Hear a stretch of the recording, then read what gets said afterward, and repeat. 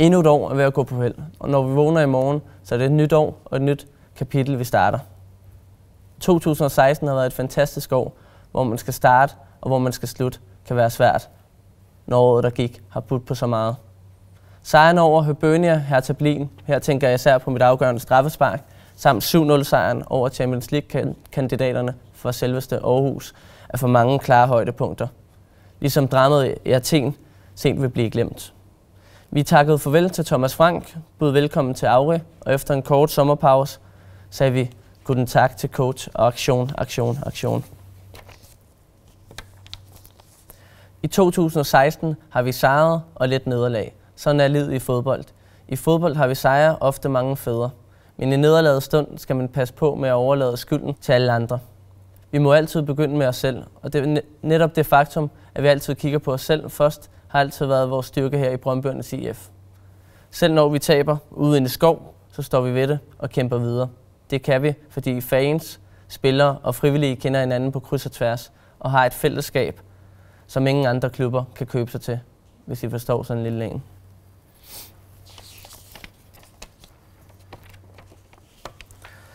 På årets sidste dag gør man ofte status på året, der gik, og det er glædeligt, at vi i dag står bedre sportsligt og økonomisk, end vi har gjort i rumtid. Mange fodboldspillere er i disse år optaget af at lytte til den rigtige rapmusik og gå i fransk modetøj. Mange fodboldspillere ser også helst, at vores liv er fuld af udfordringer, muligheder for udlandsophold, men det må endelig ikke blive for krævende eller medføre uberegnelige konsekvenser. Sådan er det ikke at være fodboldspiller i Brøndbyernes IF. Her kræves der blod, sved og tårer til hver eneste træning, og man skal levere varen i kamp. Her kræves det aktion, ikke blot swag, men det er fedt at være en rigtig fodboldklub.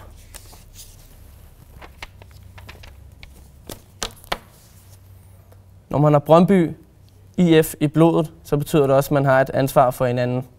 Måske vi som samfund var bedre til at tage det ansvar på os i gamle dage. I dagens Danmark er det så nemt at synes, at problemerne kan nogle andre tage sig af. Blot vi selv kommer videre med vores eget. Så bliver vi chokeret, når vi hører om problemer. Hvem har nu svigtet, spørger medierne forarget, og ser sig omkring efter et offer og nogle hurtige citater.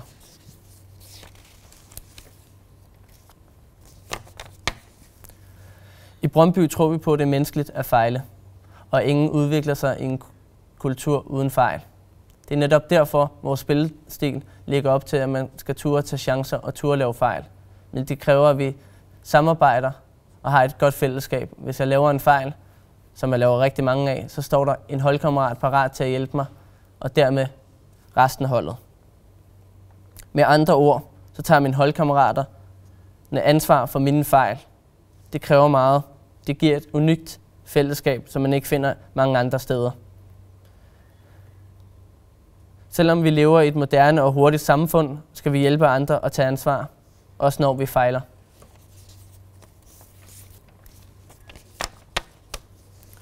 På årets sidste dag bør vi også hæve glasset og sende en stor tak til Bet25, som igennem de sidste par år har været klubbens hovedsponsor.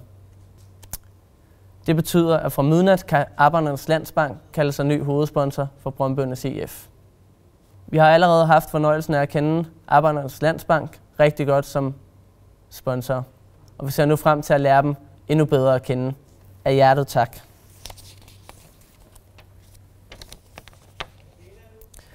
For vi alle kan få nogle gode oplevelser på Brøndby Stadion og på de udebane, vi besøger, er det nødvendigt, at der også er nogen, der er parate til at yde en ekstra indsats for fællesskabet.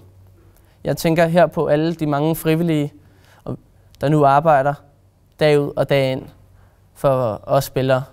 I bliver ofte glemt, men i aften skal I have en rigtig, rigtig stor tak. Jeg ønsker jer hver især et rigtig godt nytår, og tak for alt, hvad I yder for Brøndbyernes IF. I fans har leveret vejen. Ingen andre klub med så mange tilskuere på udebaneafsnittene er set før. Det er ikke for sjovt, vi kalder jer Danmarks bedste fans. Det kan vi være stolte af, men det betyder ikke, at vi tager det for givet. Tværtimod. Vi har en forpligtelse til at levere varen hver gang vi går på banen. I aften sender jeg derfor mine hilsner og takker til alle Brøndby-fans, hvor i verden I end er. Jeg sender også mine hilsner til alle vores jyske Brøndby-fans. I er med til at gå over vores kampe i det jyske til et forbillede for alle de andre klubber i Superligaen. Jeg ønsker jer alle et fremragende nytår.